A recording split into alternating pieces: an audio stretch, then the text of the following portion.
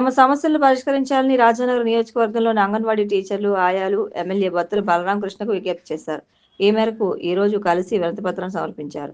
దీనిపై బలరామకృష్ణ సానుకూలంగా స్పందిస్తూ త్వరితగతిన సమస్యల పరిష్కారానికి చర్యలు తీసుకుంటానని హామీ ఇచ్చారు. ముఖ్యమంత్రి చంద్రబాబు నాయుడుపై అనుచిత వ్యాఖ్యలు చేసిన కేసులో రాజమహేంద్రవరం సెంట్రల్ జైల్లో రిమాండ్లో ఉన్న మాజీ మంత్రి అంబటి రాంబాబును గుంటూరులో కోర్టులో హాజరుపరిచేందుకు ఈ రోజు ఉదయం గుంటూరు తరలించారు. అంబటి రాంబాబుపై గతేడాది నవంబర్లో వైద్య కళాశాల పీపీపీ విధానానికి వ్యతిరేక ఆందోళనకు సంబంధించి నమోదైన కేసులో తాజాగా పోలీసులు పీటీ వారెంట్ దాఖలు చేశారు. మరోవైపు చంద్రబాబుపై అనుచిత వ్యాఖ్యల కేసుకు సంబంధించి అంబటి రాంబాబు బెయిల్ పిటిషన్, పోలీసుల కస్టడీ పిటిషన్ పైన కోర్టులో విచారణ జరగనుంది. రాజమహేంద్రవరం రామకృష్ణ మిషన్ గిరిజన సంచార వైద్యశాల ఆధ్వర్యంలో రంపచోడవరం మండలం సిరిగందలపాడు నిర్వహించిన ప్రత్యేక వైద్య శిబిరంలో 300 మందికి వైద్య సేవలు అందించినట్లు రామకృష్ణ మిషన్ కార్యదర్శి స్వామి పరిజ్ఞానందజీ మహారాజ్ తెలిపారు. Doctor TV Subbarao, doctor Srinivas Rayudu, doctor I Rajesh Khanna ఈ శిబిరంలో వైద్య సేవలు అందించారు. ఈ శిబిరంలో 86 మందికి రక్త పరీక్షలు, 12 మందికి థైరాయిడ్ పరీక్షలు చేయగా 2కి ఈసీజీలు, 8 మందికి ఎక్స్రేలు, 12 మందికి ఫిజియోథెరపీ చేశారు. ప్రత్యేక వైద్య శిబిరంలో భాగంగా వేమగిరి పరమహంస యోగానంద కంటి ఆసుపత్రి సహకారంతో కంటి వైద్య శిబిరం నిర్వహించి 20 మందికి కంటి పరీక్షలు నిర్వహించారు.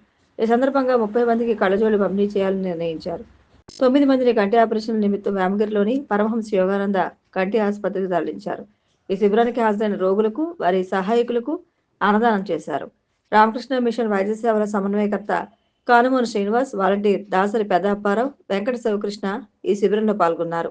ఫిబ్రవరి 12న కార్మిక సంఘాల బంద్కు రాజమహేంద్రవరం ఛాంబర్ ఆఫ్ కామర్స్ మద్దతు ప్రకటించింది. ఈ మేరకు ఈ రోజు జరిగిన కార్యవర్గ సమావేశంలో తీర్మానించారు. ఛాంబర్ అధ్యక్షుడు తవ్వ రాజా అధ్యక్షతన జరిగిన సమావేశంలో ఛాంబర్ కార్యదర్శి ఆకుల శ్రీనివాస్ కేంద్ర కార్మిక సంఘాల బంద్ అంశాన్ని ప్రస్తావించారు.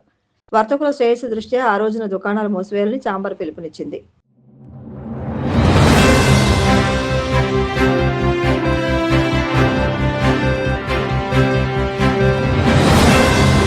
నమస్కారం, మీరు చూస్తున్నది సిసిసి డిజిటల్ 230 న్యూస్ బులెటిన్. ఈనాటి వార్తలకు ముందుగా ముఖ్యాంశాలు. క్వాంటమ్ వ్యాలీతో రానున్న హై క్వాలిటీ ఉద్యోగాలను వివరించిన మంత్రి నారా లోకేష్, భారత్ క్వాంటమ్ విప్లవానికి అమరావతి నాయకత్వం వహిస్తుందని వ్యాఖ్య. దిశ కమిటీ సమావేశంలో పాల్గొన్న ఒంగోలు ఎంపీ మాగుంట శ్రీనివాసులు రెడ్డి, జిల్లాలో జరుగుతున్న అభివృద్ధి పనులు, ఇతర అంశాలపై అధికారులతో చర్చ. నల్లమల అటవీ ప్రాంతంలోని పాలుట్లగూడెంలో పర్యటించిన గొట్టిపాటి, 3 కోట్ల నిధులతో ఏర్పాటు చేసిన అప్గ్రేడ్ సోలార్ హోమ్ లైటింగ్ సిస్టమ్ను ప్రారంభించిన మంత్రి. నేరస్తులను, అసాంఘిక శక్తులను కాపాడడానికి జగన్మోహన్ రెడ్డి పరామర్శ యాత్రలు చేస్తున్నారు. విమర్శలు గుప్పించిన టీడీపీ ఎమ్మెల్యే నజీర్ అహ్మద్. అమరావతిలో ప్రతిష్టాత్మకంగా ఏర్పాటు కానున్న క్వాంటమ్ వ్యాలీ ఎలాంటి ఉన్నత స్థాయి ఉద్యోగ అవకాశాలను సృష్టించబోతుందని మంత్రి నారా లోకేష్ స్పష్టత ఇచ్చారు. ప్రాజెక్టు ద్వారా క్వాంటమ్ ఇంజనీర్లు, అడ్వాన్స్డ్ ఏఐ నిపుణులు, కంప్యూటింగ్ స్పెషలిస్టులు, చిప్ డిజైనర్లు, క్రయోజెనిక్స్ ఎక్స్పర్ట్లు, ఆర్ఎఫ్ ఇంజనీర్లతో పాటు డీప్ టెక్ పరిశోధకులకు భారీ స్థాయిలో అవకాశాలు లభిస్తాయని ఆయన తెలిపారు. ముఖ్యమంత్రి చంద్రబాబు, కేంద్ర మంత్రి జితేంద్ర సింగ్ అమరావతిలో క్వాంటమ్ వ్యాలీకి భూమి పూజ చేసిన సందర్భంగా ఏర్పాటు చేసిన సభలో లోకేష్ ఈ వివరాలు వెల్లడించారు. ఈ ప్రాజెక్టు ద్వారా యువతకు కేవలం ఉద్యోగాలు ఇవ్వడమే కాదని అవి ఫ్యూచర్ ప్రూఫ్ ఉద్యోగాలని ఆయన నొక్కి చెప్పారు. Today in a new era defined by deeper technologies, bigger challenges and even greater opportunities, he has once again asked a disruptive question. Why should India follow the quantum revolution? Why shouldn't India lead it? The answer to that question is the Amravati Quantum Valley here. Let me share a small and honest moment. The Honorable Chief Minister, met Professor Kamakoti Garu, and after that, he called me and he said, I want to create a quantum ecosystem. So I took out my mobile phone, went to ChatGPT and asked ChatGPT, please give me a 1-page executive summary on what quantum computing actually means. So that is how ahead our Chief Minister here is in terms of understanding where the next technology is and how do we ensure that it can actually be implemented in our great land called Bharat. But jokes apart, what impressed us all was while others were still debating what quantum means, our Chief Minister was already planning how India should lead this mission. That is the leadership. That is the foresight he has. Friends, Andhra Pradesh today stands on 3 powerful strengths. The first one is the leadership with proven track record. It is none other than our Chief Minister, Shri Nara Chandrababu Naidu Garu. Investors here do not just hear promises, they see history being made. Second is unmatched speed with which we get things done. While other states have double-engine Sarkar, only Andhra Pradesh has double-engine bullet train Sarkar. Let me give you two clear examples of it. One is Google Data Center project, which is a $15 billion investment, which is going to be India's largest FDI investment. We promised to deliver in 12 months. Yes, we took 1 month more, but we delivered it in 13 months and we created history. The second is the ArcelorMittal project, which was stuck in other state for more than a decade. We delivered here in Andhra Pradesh with just over a year. What seemed impossible elsewhere became a reality here because when Andhra Pradesh commits, velocity meets vision. When a company comes to Andhra Pradesh, it is no longer just the company's project. It becomes our shared project. We take ownership, we handhold, we remove bottlenecks, we ensure delivery with the highest priority. Third and most important, Andhra Pradesh is a startup state. We are hungry, agile, ambitious, and always eager to grow fast. Against this backdrop, Amravati Quantum Valley is envisaged as the world's first state-led, fully integrated quantum ecosystem. It is a place where hardware is going to be built, software will be written, algorithms will be tested, talent will be trained, and products are exported from a single geography. This initiative positions Andhra Pradesh not as a consumer of technology, but a creator of frontier innovation. Our ambition is clear, to place Amravati among the top 3 quantum hubs globally, to build quantum computers and components made in Andhra Pradesh for the world, to create thousands of high-value, future-ready jobs for our youth who is sitting right in front of us. I would like to place on record our deep gratitude to our Honorable Prime Minister Shri Narendra Modi ji for his constant encouragement and strategic support to India's deep technology journey. And I would like to equally thank the Honorable Union Minister Dr. Jitendra Singh ji for his support and belief in Andhra Pradesh and for gracing us here and driving us from the front.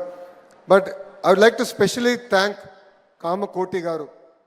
Ongole పట్టణంలోని collector camp కార్యాలయంలో జరిగిన దిశ committee సమావేశంలో MP Magunta Srinivasulu Reddy పాల్గొన్నారు. ఈ సందర్భంగా జిల్లాలో జరుగుతున్న అభివృద్ధి పనులు, ఇతర అంశాలపై అధికారులతో ఆయన చర్చించారు. పనులు వేగవంతంగా పూర్తి చేయాలని, జిల్లా అభివృద్ధికి సహకరించాలని అధికారులను కోరారు. ఈ సమావేశంలో స్థానిక ప్రజాప్రతినిధులు, అధికారులు పాల్గొన్నారు.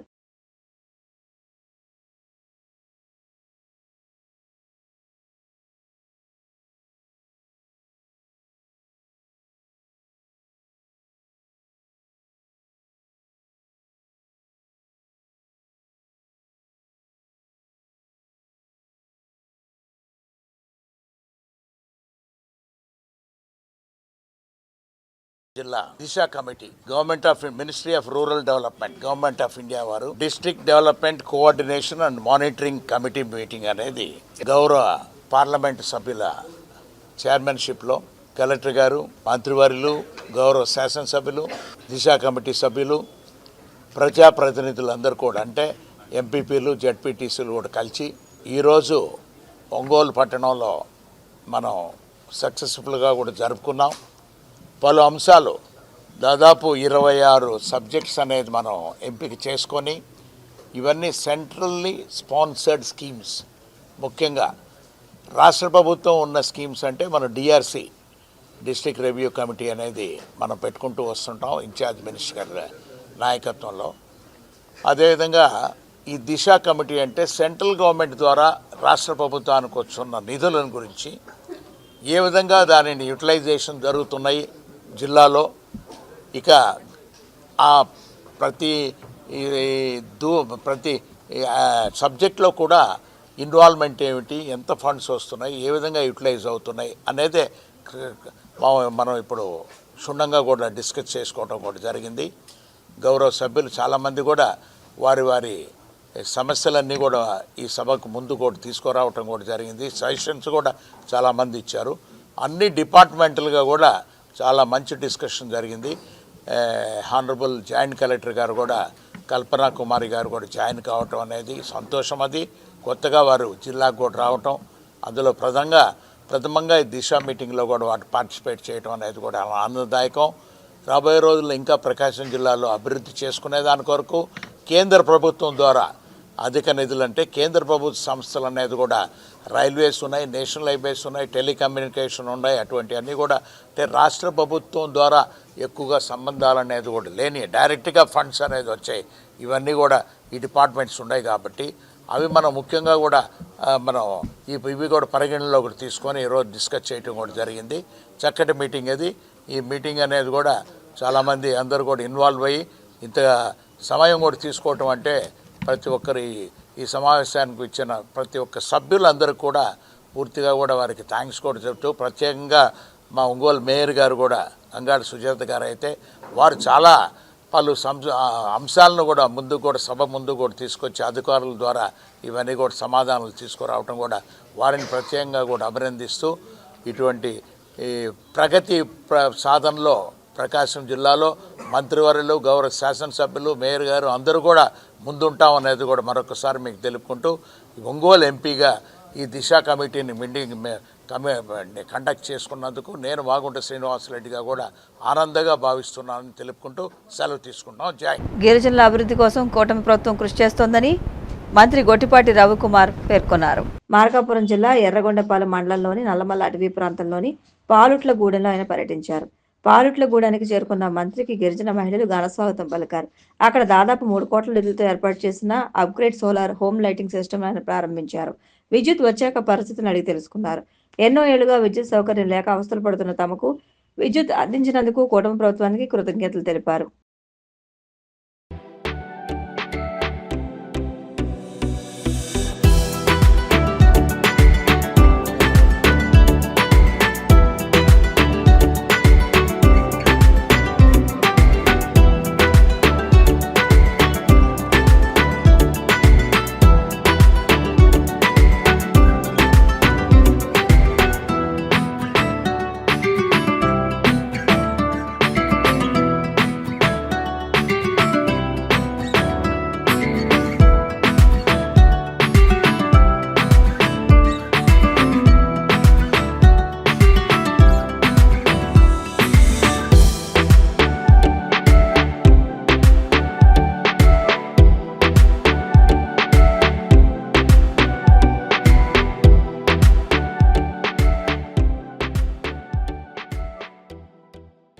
కేవలం తన ఉనికిని చాటుకోవడానికి మాజీ సీఎం వైఎస్ జగన్ యాత్రలు చేస్తున్నారని టీడీపీ ఎమ్మెల్యే నజీర్ అహ్మద్ విమర్శించారు. పరామర్శ యాత్రలు ప్రజల సమస్యల పరిష్కారం కోసం కాకుండా నేరస్తులను, అసాంఘిక శక్తులను కాపాడడానికే అని అన్నారు. అధికారంలో ఉన్నప్పుడు ప్రజల వద్దకు వెళ్లకుండా పరదాల చాటును దాక్కున్న జగన్ ఇప్పుడు అధికారం కోల్పోయాక చట్టాన్ని ధిక్కరించిన వారి కోసం రోడ్లపైకి రావడం హాస్యాస్పదంగా ఉందని పేర్కొన్నారు. జగన్ యాత్రలు రాష్ట్రంలో శాంతి భద్రతలకు విఘాతం కలిగిస్తున్నాయని తెలిపారు. ఇబ్రహీంపట్నం యాత్ర సందర్భంగా రాంబాబు, భార్గవ్ అనే 2 యువకులు ప్రాణాలు కోల్పోవడం అత్యంత బాధాకరమన్నారు. ఈ మరణాలకు జగన్ నైతిక బాధ్యత వహించాలని డిమాండ్ చేశారు. ఈరోజు రాష్ట్రంలో జగన్మోహన్ రెడ్డి గారు ప్రతిపక్ష హోదా లేకపోయినప్పటికీ కూడా వైఎస్ఆర్ కాంగ్రెస్ పార్టీ అధ్యక్షుడిగా తను చేస్తున్నటువంటి యాత్రలు చూసి రాష్ట్ర ప్రజలందరూ కూడా నవ్వుకుంటున్నటువంటి పరిస్థితులు కనిపిస్తూ ఉన్నాయి. ముఖ్యంగా మాజీ ముఖ్యమంత్రిగా వైఎస్ఆర్సీపీ అధ్యక్షుడిగా జగన్మోహన్ రెడ్డి గారు తన అధికారంలో ఉన్నప్పుడు ప్రజలకు దగ్గరికి వెళ్ళినప్పుడల్లా పరదాల చాటున పరామర్శలకు వెళ్ళినటువంటి పరిస్థితులు. ఈరోజు అధికారం కోల్పోయినా ప్రజల సమస్యల మీద, ప్రజల అవసరాల మీద అధికార పార్టీని అడగడానికో బయలుదేరితే ప్రజలు సంతోషించేవాళ్ళు. ఈరోజు జగన్ దిగజారుడు రాజకీయాలు ఎలా ఉన్నాయంటే, గతంలో ఆయన పరామర్శలు హంతకులను పరామర్శించేటువంటి పరిస్థితులు. ఈరోజు రోజుకు కూడా దిగజారుతూ హంతకుల దగ్గర నుండి గంజాయి అమ్మేటువంటి వాళ్ళ దగ్గరికి, డ్రగ్గిస్టుల దగ్గరికి, అలాగే ముఖ్యంగా ఈరోజు మనందరం కూడా చూసుకుంటే రేపిస్టులతో పాటు ఈరోజు బూతులు మాట్లాడి ప్రజలు అసహ్యించుకుంటున్నటువంటి వ్యక్తుల్ని పరామర్శించేటువంటి స్థాయికి దిగజారేటువంటి పరిస్థితులు మనందరం కూడా గమనిస్తూ ఉన్నాం. ఈరోజు జగన్మోహన్ రెడ్డి గారు ఎక్కడ ఓదార్పు యాత్ర పేరుతో లేకపోతే పరామర్శ యాత్రల పేరుతో యాత్రలు మొదలు పెడితే అక్కడ ఏ విధంగా ప్రజలు ఇబ్బందులు పడతా ఉన్నారో మనందరం కూడా గమనించాల్సినటువంటి అవసరం ఉంది. ఈరోజు అటవిక రాజ్యంకి ఎలా ఉంటుందో జగన్ పాలన మనందరికీ కూడా ఒక అర్థమైనటువంటి పరిస్థితులు. ముఖ్యంగా కులం చూడం మతం చూడం అంటూ ఈరోజు ప్రశ్నించినటువంటి ప్రతి ఒక్కరి వారి మీద కూడా దాడి చేసి తన రాజ్యంలో ఏ విధంగా ప్రజలు ఇబ్బందులు పెట్టాడో మనందరికీ కూడా తెలుసు. రూల్ ఆఫ్ లాతో ఎక్కడ కూడా పని లేకుండా రాష్ట్రాన్ని 5 ఏళ్ల పాటు రావణ కాష్టంలాగా మార్చి అనేక అర్థనాదాలకు కారణమైనటువంటి వ్యక్తి జగన్మోహన్ రెడ్డి గారు. ఈరోజు తన పార్టీకి సంబంధించినటువంటి వ్యక్తి అనరాని మాటలు తిట్లను తిడితే అటువంటి వ్యక్తిని పరామర్శించడానికి బయలుదేరి ఇద్దరు, ఒక యువకుడు రాంబాబు, ఒక భార్గవ్ అనేటువంటి యువకుడు, భవిష్యత్తు ఉన్నటువంటి యువకుడు ప్రాణాలు కోల్పోయినటువంటి పరిస్థితులు. అంతేకాకుండా రాంబాబు ఒక వైఎస్ఆర్సిపి పార్టీకి సంబంధించినటువంటి విలేజ్ సంబంధించినటువంటి అధ్యక్షుడిగా పనిచేస్తున్నటువంటి వ్యక్తి. ఈ ఇద్దరిని కూడా నిన్న జగన్మోహన్ రెడ్డి గారి పరామర్శ యాత్రతో బలి తీసుకున్నటువంటి పరిస్థితులు చాలా బాధాకరం. ముందుగా తెలుగుదేశం పార్టీ పక్షాన వీరిద్దరి మరణానికి ప్రగాఢమైనటువంటి సానుభూతి తెలుపుతా ఉన్నా. ఈరోజు మనందరం కూడా చూసుకుంటే జగన్మోహన్ రెడ్డి గారు ప్రజలు అధికారం ఏదైతే శాసనసభ్యుడిగా గెలిపించారో అలాగే వారి పార్టీకి సంబంధించినటువంటి 11 మంది టీమ్ 11, ఈ టీమ్ 11 ఈరోజు ప్రజలు ఇచ్చినటువంటి అధికారాన్ని, ప్రజలు ఇచ్చేటువంటి ప్రజాధనాన్ని శాలరీస్ తరపున జీతాలు తీసుకుంటూ ఎక్కడ కూడా ప్రజలకు అవసరమైనటువంటి సమస్యల మీద ప్రజల వాణిని వినిపించడానికి వీళ్ళందరూ కూడా ప్రయత్నించేటువంటి పరిస్థితి లేదు. విద్యార్థులకు మార్కులు మాత్రమే ముఖ్యం కాదని, సమాజం పట్ల బాధ్యత, దేశం పట్ల అంకిత భావంతో పాటు అవసరమైనప్పుడు ఎలాంటి త్యాగానికైనా సిద్ధంగా ఉండే విద్యార్థులు అవసరం ఈ దేశానికి ఉందని కేంద్ర ఉక్కు భారీ పరిశ్రమల శాఖ సహాయ మంత్రి భూపతిరాజు శ్రీనివాస్ వర్మ అన్నారు. తిరుపతి జిల్లా పుత్తూరు సిద్ధార్థ విద్యా సంస్థల రజతోత్సవ సంబరాల్లో కేంద్ర మంత్రి శ్రీనివాస్ వర్మ ముఖ్య అతిథిగా పాల్గొన్నారు. ఈ సందర్భంగా ఆయన మాట్లాడుతూ 25 ఏళ్ల క్రితం చిన్న మొక్కగా మొదలై నేడు 10,000 మందికి పైగా విద్యార్థులకు జ్ఞానాన్ని పంచుతున్న మహావృక్షంగా సిద్ధార్థ ఇన్స్టిట్యూట్ ఎదగడం అభినందనీయమన్నారు. Siddhartha group of engineering institutions 25వ వసంతాల వేడుకలకు వేదిక మీద ఆశీనులైనటువంటి విద్యా సంస్థల చైర్మన్ శ్రీ కొండూరు అశోక్ రాజు గారికి, సోదరి ఇందిరావేణి గారికి, ఇన్స్టిట్యూషన్స్ ప్రిన్సిపాల్స్గా ఉన్నటువంటి మధుసూదన్ రెడ్డి గారికి, జనార్దన్ రెడ్డి గారికి, జనార్దన్ రాజు గారికి హృదయపూర్వక నమస్కృతులు తెలియజేస్తూ వేదిక మీద ఉన్నటువంటి విద్యార్థులకు అందరికీ కూడా శుభాశీస్సులు తెలియజేస్తూ సిల్వర్ జూబిలీ వేడుకల యొక్క శుభాకాంక్షలు తెలియజేస్తూ ఉన్నా. ఇప్పుడు 2001లో స్థాపించబడినటువంటి ఒక విద్యా సంస్థ సిద్ధార్థ గ్రూప్ ఆఫ్ ఇన్స్టిట్యూషన్స్ ఇవాళ 25 వసంతాలు పూర్తి చేసుకుని వేళ పెద్ద ఎత్తున సిల్వర్ జూబిలీ వేడుకలు చేస్తున్నటువంటి సందర్భం. ఈ సందర్భంలో నేను ముఖ్య అతిథిగా మీ అందరి ముందు కూడా ఉండేటువంటి అవకాశం రావడం నాకు అదృష్టంగా అయితే నేను భావిస్తూ ఉన్నా. ఏదైతే శ్రీ వెంకటేశ్వర స్వామి పద్మావతి దేవి గారి యొక్క కళ్యాణం జరిగినటువంటి ప్రదేశం నారాయణవనం.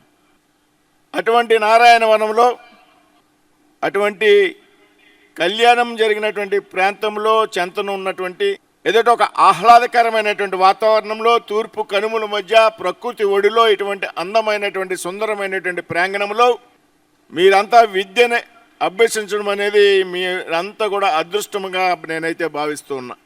ఏదైనా ఒక విద్యా సంస్థలో చదువు కొనసాగించేటప్పుడు ఆ విద్యా సంస్థ యొక్క రిప్యుటేషన్, ఆ విద్యా సంస్థ యొక్క క్వాలిటీ కూడా చాలా అవసరం అనేటువంటి విషయాన్ని మనంతా కూడా గ్రహించాల్సినటువంటి అవసరం. ఇవాళ 25 సంవత్సరాల క్రితం ప్రారంభమైనటువంటి విద్యా సంస్థ ఈ ప్రాంతంలో ఒక ప్రముఖమైనటువంటి విద్యా సంస్థగా, ఒక క్వాలిటీ ఉన్నటువంటి విద్యా సంస్థగా ఎదిగింది అంటే గత 25 సంవత్సరాలుగా దీని వ్యవస్థాపకులు ఎవరైతే ఉన్నారో శ్రీ అశోక్ రాజ్ గారు, వారి సతీమణి ఇందిరావేణి గారి యొక్క కృషిని మనం ఈ సందర్భంగా గుర్తు చేసుకోవాల్సినటువంటి అవసరం ఉంది. ఎందుకంటే వేళ 25 సంవత్సరాల అనంతరం మనం ఉన్నాం. అయితే ఒక విద్యా సంస్థని నెలకొల్పి ఆ విద్యా సంస్థని ఈ స్థాయిలోకి తీసుకురావాలంటే దాని వెనకాల ఉన్నటువంటి కృషి కానీ పట్టుదల కానీ మనంతా కూడా ఒకసారి స్ఫురణకు తెచ్చుకోవాల్సినటువంటి అవసరం ఉంది. ఒక విద్యా సంస్థను నెలకొల్పడం చాలా సులభమైనటువంటి విషయం. అంటే ఆ విద్యా సంస్థని ఒక సుదీర్ఘ కాలం పాటు కొనసాగించి అదొక క్వాలిటీ ఉన్నటువంటి విద్యా సంస్థగా కనుక తీర్చిదిద్దాలి అంటే దాని వెనకాల ఒక కఠోరపరమైనటువంటి పరిశ్రమ ఉండాలి అనేటువంటి విషయాన్ని మనంతా కూడా దయచేసి గ్రహించాల్సినటువంటి అటువంటి కఠోరమైనటువంటి పరిశ్రమ కేవలం వ్యాపార పరంగా కాకుండా క్వాలిటీ పరంగా విద్యా సంస్థను తీర్చిదిద్దాలి, మన విద్యా సంస్థలో ఒక నాణ్యమైనటువంటి విద్యని అందజేయాలనేటువంటి ఆలోచనతో కొనసాగించారు. కాబట్టే ఈవేళ ఈ ఉన్నతమైనటువంటి పేరు ప్రఖ్యాతులు ఈ విద్యా సంస్థ సంపాదించగలిగింది అనేటువంటి విషయాన్ని మీ ముందు ఉంచుతుంది. ఎందుకంటే ఈవేళ వ్యాపారాత్మకంగా చాలా కళాశాలలు ప్రారంభమయ్యాయి దేశంలో, రాష్ట్రంలో. ఈ రాష్ట్రంలో పెద్ద ఎత్తున ఇంజనీరింగ్ కళాశాలలు ప్రారంభమయ్యాయి. అయితే మీరందరూ కూడా తెలుసుకోవాల్సినటువంటి విషయం, ఎవరైతే వ్యాపార దృక్పథంతో విద్యా సంస్థలు ప్రారంభించారో వారందరూ కూడా తర్వాత కాలంలో కళాశాల నిర్వహణలో ఫెయిల్ అయ్యారనేటువంటి విషయాన్ని మనంతా కూడా గ్రహించాలి. ఇవాళ రాష్ట్రంలో చాలా చోట్ల ఇంజనీరింగ్ కళాశాలను మూతపడిపోయి ఉన్నటువంటి విషయాన్ని మనం అంతా కూడా తెలుసుకోవాల్సినటువంటి అవసరం. ఇవాళ ఈ విద్యాసంస్థ దాదాపు 13 అండర్ గ్రాడ్యుయేషన్ కోర్సులతో, మరొక 5 డిప్లొమా కోర్సులతో, ఏదైతే ఎంబీఏ ఎంసీఏ లాంటి కోర్సులతో దాదాపు 10,300 మంది విద్యార్థులతో విరాజిల్లుతున్నది. అంటే ఈ విద్యా సంస్థలో ఉన్నటువంటి క్వాలిటీ ఆధారంగా మాత్రమే సాధ్యమైంది అనేటువంటి విషయాన్ని, ఈ విద్యా సంస్థల నిర్వహణలో ఎవరైతే యాజమాన్యం ఉన్నారో వారు చూపెట్టినటువంటి కఠోరమైనటువంటి శ్రమ కారణంగా మాత్రమే ఇది సాధ్యమైంది అనేటువంటి విషయాన్ని సందర్భంగా చెప్తూ ఉన్నాం. ఇక్కడ ఉన్నటువంటి విద్యార్థులు, పూర్వ విద్యార్థుల యొక్క సహకారం కారణంగా ఇది సాధ్యమైంది అనేటువంటి విషయాన్ని సందర్భంగా చెప్తాం. ఒక దాదాపు 55 ఎకరాల విస్తీర్ణం, ఒక అందమైనటువంటి ప్రకృతి ఒడిలో ఈ విధంగా కళాశాలను నిర్వహించడం, ఆ కళాశాలలో మీరంతా కూడా విద్యను అభ్యసించేటువంటి అవకాశం, ఇందులో వ్యాపారాత్మక కోణం కాదు, ఈ ప్రాంతంలో ఉన్నటువంటి ప్రజలందరికీ, విద్యార్థులందరికీ కూడా విద్యని అందుబాటులో ఉంచాలనే ఆలోచనతో 2001లో విద్యా సంస్థ ప్రారంభమైతే ఈవేళ 25 సంవత్సరాల అనంతరం రాష్ట్రంలో ఉన్నటువంటి ప్రముఖ విద్యా సంస్థగా విరాజిల్లుతున్నది అనేటువంటి విషయాన్ని సందర్భంగా గుర్తు చేస్తూ, కేంద్ర మంత్రివర్యులు శ్రీనివాస్ వర్మ గారు, భూపతిరాజు, యాక్చువల్గా ఆయన షెడ్యూల్ చాలా హెక్టిక్గా ఉన్నింది, బిజీగా ఉన్నింది. ఈరోజు ఆయన ఈ టైంకి వైజాగ్లో ఉండాలి. కానీ ప్రధానమంత్రి గారు ఏదైతే బడ్జెట్ ప్రవేశపెట్టారో దాని మీద అన్నీ కూడా సవివరంగా ప్రజలకి ఎక్స్ప్లెయిన్ చేయాలి, మీడియా ద్వారా అది ప్రజలందరికీ చేరాలనే ఉద్దేశంతో కేంద్ర గౌరవ మంత్రులందరికీ కూడా బాధ్యతలు అప్పచెప్పడం జరిగింది. దానిలో భాగంగా శ్రీనివాస్ వర్మ గారికి విశాఖపట్నానికి చెప్పారు. అక్కడ కొంచెం కార్యక్రమాలు, హోమాలు అయి ఉన్నాయి. 7వ తారీఖు నేను ఏం చేయాలో అర్థం కావడం లేదు, నేను చెప్తాను మళ్ళీ మీకని ఒక 3 days బ్యాక్ సమాజంలో మనకి ఇలాంటి వక్తలు, ఆ కంఠాన్ని చూస్తుంటారు మీరు, కంచు కంఠమైంది. అలాంటి వారు చాలా అరుదుగా దొరుకుతూ ఉంటారు. సో వారు వచ్చి వెళ్ళి అమ్మవారు పుట్టి పెరిగి పెళ్లి చేసుకున్న ప్రాంతం ఇది అని ఆ గుడికి వెళ్ళి దర్శించుకొని పూజ చేసి ఇక్కడికి వచ్చి ఆశీర్వదించి వారు చెప్పినటువంటి మాటలు, మంచి మాటలు అన్నిటికీ మన సిద్ధార్థ ఫ్యామిలీ తరఫున కృతజ్ఞతలు తెలియజేస్తూ, వారు ఇంత ఈ షెడ్యూల్లో వచ్చి శ్రమ తీసుకున్నందుకు, ఇబ్బంది పెట్టినందుకు అన్యదా భావించవద్దని కోరుకుంటూ, మళ్ళీ మా కుటుంబ సభ్యులందరినీ ఆశీర్వదించాలని కోరుకుంటూ సెలవు తీసుకుంటున్నాను. వారందరికీ, వారికి, వారి వ్యక్తిగత సిబ్బందికి. పశ్చిమ గోదావరి జిల్లా యాదవ సంఘం అధ్యక్షునిగా కందుల భానుప్రసాద్ యాదవ్, ఇతర కార్యవర్గ సభ్యుల ప్రమాణ స్వీకారం భీమవరం జేపీ రోడ్లోని ఆనంద ఫంక్షన్ హాల్లో ఆదివారం ఘనంగా జరిగింది. ఈ కార్యక్రమానికి ముఖ్య అతిథిగా విచ్చేసిన అఖిల భారత యాదవ మహాసభ రాష్ట్ర అధ్యక్షులు, మాజీ మంత్రి డాక్టర్ కారుమూరి వెంకట నాగేశ్వరరావు, ఆంధ్రప్రదేశ్ శాసనమండలి చైర్మన్ కొయ్య మోషన్ రాజు, రాజ్యసభ సభ్యులు బాకా వెంకట సత్యనారాయణలు మాట్లాడుతూ యాదవులు సమాజంలోని అన్ని వర్గాల వారితో సఖ్యతగా ఉంటారని అన్నారు. పిల్లలను విద్యావంతులు చేసి ఆర్థికంగా అభివృద్ధి సాధించాలని సూచించారు. తొలుత PP road Reliance petrol bunk వెనుక నూతనంగా నిర్మించిన జిల్లా యాదవ సంఘం కార్యాలయాన్ని కారుమూరి నాగేశ్వరరావు ప్రారంభించారు. అనంతరం బైక్ ర్యాలీ నిర్వహించి ఆనంద్ ఫంక్షన్ కు చేరుకున్నారు.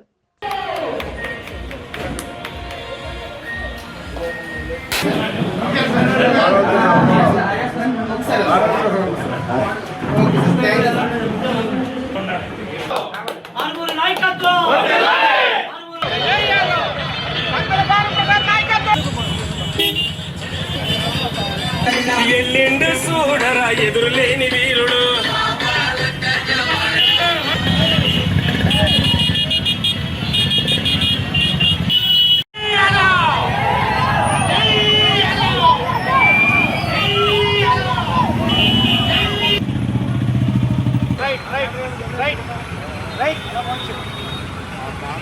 బద్దలైందా యాదవ యొక్క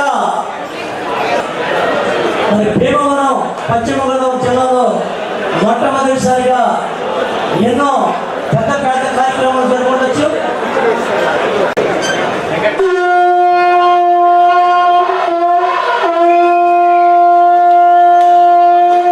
హరే కృష్ణ హరే కృష్ణ కృష్ణ కృష్ణ హరే హరే హరే రామ రామ రామ హరే హరే హరే కృష్ణ హరే కృష్ణ కృష్ణ కృష్ణ హరే హరే హరే రామ హరే రామ రామ ఈ విధంగా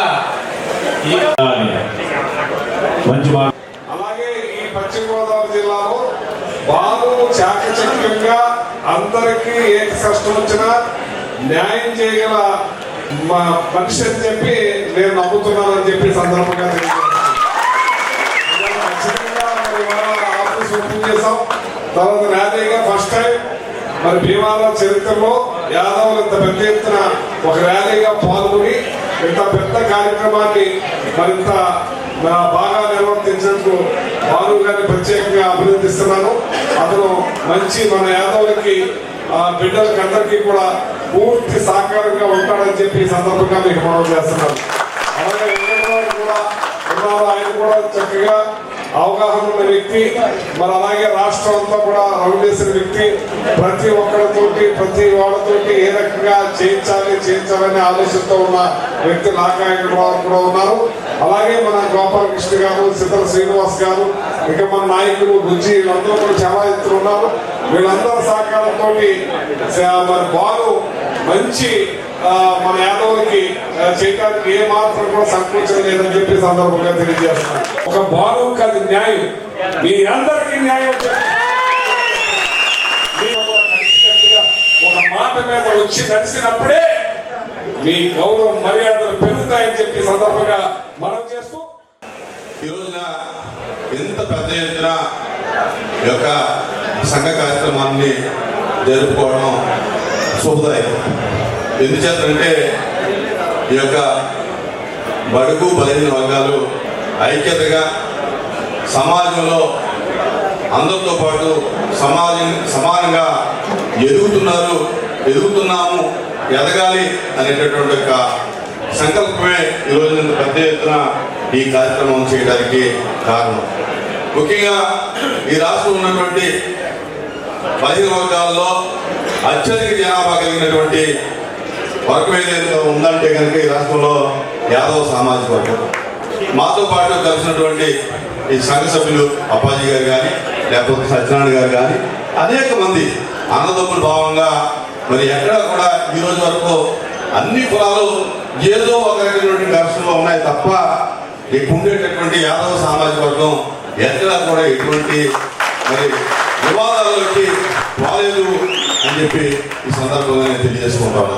అంత సామరస్యంగా జీవించేటటువంటి ఈ సమాజానికి లేకపోతే ఈ వర్గానికి ఈ రోజున భానుప్రసాద్ ప్రెసిడెంట్ గా ఎన్నికవడం అంటే ఆ యొక్క స్థితిని మనం పాడు చేయకోకుండా ఇంకా మన సమాజం యొక్క గౌరవాన్ని, మన కులం యొక్క గౌరవాన్ని పెంచే విధంగా ఈ యొక్క సంఘం పనిచేయాలని చెప్పి సందర్భంగా నేను తెలియజేసుకుంటాను. పురాణం ఆధారంగా గుర్తింపు పొందినటువంటి కులాలు కొన్ని ఉన్నాయి, ఇతిహాసాల ఆధారంగా కొన్ని కులాలు, చరిత్ర ఆధారంగా కొన్ని కులాలు, సామాజికంగా వచ్చినటువంటి మార్పుల వల్ల ఉత్పన్నమైనటువంటి కొన్ని కులాలు ఉండగా భారతదేశ హైందవ సాంప్రదాయ సంస్కృతులకి ఆధారంగా ఉన్నటువంటి అతి ముఖ్యమైనటువంటి కులాల్లో అతి ప్రధానమైనటువంటి కులం యాదవ కులం అనేటువంటి విషయాన్ని సమాజంలో ఉన్నటువంటి అనేక వృత్తుల్లో మనిషితో పాటు మనుగడ సాగించేటటువంటి పశు పాలకులు కాపాడేటటువంటి విషయం ఏదైతే ఉన్నదో ఈ ఆధునిక సమాజంలో మనిషి దేనికి ఆధారంగా జీవిస్తాడంటే రెండిట్ల ఆధారంగా జీవిస్తాడు. ఒకటి నీటి ఆధారంగా భూమి, రెండు పశువు ఆధారంగా ప్రాణి. ఈ రెండు ఆధారంగా జీవిస్తారు. ఇట్టి ప్రాణుల యొక్క సంరక్షణ చేసేటటువంటి అతి కీలకమైనటువంటి కులమే ఈ యాదవ కులం అనేటువంటి విషయం. మనకంటూ నేనున్నాను అని చెప్పేసి బాలప్రసాద్ యాదవ్ గారు జిల్లా అధ్యక్షుడిగా పదవి స్వీకరించడానికి ముందుగా వారు వచ్చినందుకు ఈ జిల్లా అధ్యక్షుడిగా రాష్ట్ర కమిటీ నుంచి ప్రత్యేకంగా వారికి మీ అందరి తరపున అభినందనలు తెలియజేస్తూ, సోదరులారా, ఈ యొక్క భారతదేశమే కాదు అఖండ భారతదేశం. అఖండ భారతదేశం అంటే మన పక్కన ఉన్నటువంటి పాకిస్తాన్, అదేవిధంగా బంగ్లాదేశ్, శ్రీలంక, అలాగే టిబెట్, మయన్మార్, కందహార్, ఇటువంటి అనేక దేశాలు కూడా పూర్వం భారతదేశంలో అఖండ భూభాగం. మరి ఇంత పెద్ద దేశం భారతదేశం, అన్ని కులాల వాళ్ళు కూడా భగవద్గీతను అనుసరించి ఈరోజు దేశాన్ని అనేక దేశాలను పరిపాలిస్తుంటే భగవద్గీత ఈ ప్రపంచానికి మూల గ్రంథం. అటువంటి భగవద్గీతను అందించినటువంటి శ్రీకృష్ణుడు భగవాన్ పొలములో పుట్టి మనం ఎందుకు భగవద్గీత చదవలేకపోతున్నాం, మన చరిత్ర ఎందుకు తెలుసుకోలేకపోతున్నాం అనేది ఒక్కసారి ఆలోచన చేయాలి. ఆయన యాదవులతోటే కాదు మగతోటి ఉండాలని. నిజంగా తణుకులో 2 సార్లు ఎమ్మెల్యేగా నెగ్గడం అనేది మామూలు విషయం కాదు. ఎందుకంటే అందరూ వాడు, అందరూ మనిషి, అందరితోటి కూడా కలిసే ఉంటారు. ఖచ్చితంగా ప్రతి ఒక్కరిని కూడా ఆయన బొదులు తట్టి మాట్లాడడం జరుగుతుంది. మరి ఆయనకి అంత అతిమైన ప్రేమ బీసీలు అంటే ఎప్పుడు కూడా ఆయన బీసీలను లెక్కించారు. మరి అన్ని పదవులు ఆయన చేయడానికి కారణం మన బీసీలే. అంచేత మనందరూ కూడా ఖచ్చితంగా మన యాదవ సంఘాన్ని, యాదవుల్ని అభివృద్ధి పరిచే విధంగా మన బాగు ప్రసాద్ గారికి మనందరూ కూడా తోడ్పడి మనం ఆయన వెనకాల నుండి మనం దీన్ని ఇంకా కూడా బలోపేతం చేసుకోవాలని చెప్పి కోరుకుంటూ, అధర్మం పెట్టినప్పుడు ధర్మాన్ని నడిపించడంలో, 4 పాదాల ధర్మాన్ని నడిపించడంలో మరి ఎన్ని తరాల వారిన శ్రీకృష్ణ భగవానుడు చేసినటువంటి భగవద్గీత ఏదో ఉందంటే అది యాదవ కులాన్ని పుట్టుకొచ్చిందని చెప్పి సభాపూర్వకంగా నేను ఈ కార్యక్రమం చూస్తుంటే నాకైతే చాలా ఉక్కిపిక్కిగా ఉంది. ఇంత ఆనందంగా జరుగుతున్నందుకు చాలా ఆనందపడుతున్నాను. మన చరిత్ర గురించి చెప్పాలంటే మీ అందరికీ తెలిసిందే, కానీ సమయం కాబట్టి రెండే 2 మాటలు చెప్తాను నేను. మన యాదవ చరిత్ర లేని యుగం లేదు. ప్రతి యుగంలో మన యాదవ చరిత్ర ఉంది. ద్వాపర యుగ కర్త శ్రీకృష్ణుడే మన యాదవ అవడం, మన యాదవ మన యొక్క పూర్వజన్మ సుకృతం అంటున్నాను. చాలా మంది రఘువీరారెడ్డి యాదవ్ లాంటి వారందరూ ఉన్నారు. వారందరికీ కూడా మన యాదవ జాతి తరఫున నా నమస్కారాలు తెలియజేస్తున్నాను. ఇప్పుడు ఇక్కడ మీకు ముఖ్యంగా నేను 2-3 విషయాలు చెప్పాలి. ఎందుకు అని అంటే ఈ రోజు నన్ను నమ్మి ఇక్కడకు వచ్చినటువంటి నా యాదవ జాతి సోదరులందరికీ, యాదవ ముద్దు బిడ్డలందరికీ, యాదవ యూత్ మొత్తం అందరికీ నా శిరస్సు వంచి నమస్కారం చేస్తున్నాను. ఎందుకంటే నేనెవరో ఎవ్వరికీ తెలియదు. ఈ ప్రయాణం ప్రారంభించేటప్పటికీ కొంతమంది పెద్దలు నా నేచర్ తెలిసి నన్ను నమ్మి నువ్వు చేయగలవు, నువ్వు సమర్థులు, పర్లేదు ముందుకు నడు అని వెన్ను తట్టి ముందు నిలబెట్టారు. కొంతమంది నన్ను నమ్మి ఎప్పుడైతే ముందు పెట్టారో నేను భయపడ్డాను. ఎందుకంటే ఇంత నమ్మకం నన్ను ముందు పెడుతున్నారు, నేను చేయగలనంటే మన యాదవ్ కమ్యూనిటీలో ఉండి మన యాదవ్ సంఘం ఎంతో మీ అందరికీ శిరస్సు వంచి నమస్కారం చేస్తున్నాను. మీ అందరి సహాయ సహకారం ఎల్లప్పుడూ నాకు ఇలాగే ఉండాలని, నేను మీకోసం పనిచేస్తానని, నాతో పాటు ఇంత టీం మీకోసం పనిచేయడానికి సిద్ధంగా ఉంది అని ప్రమాణ స్వీకార కార్యక్రమం కూడా ప్రధాన కార్యదర్శిగా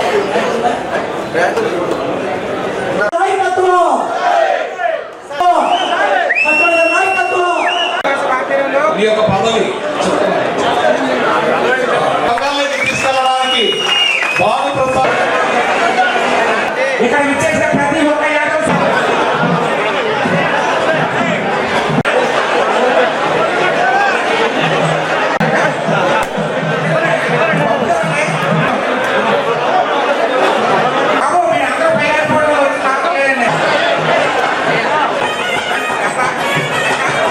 వార్తలు ముగించే ముందు ముఖ్యాంశాలు మరొకసారి.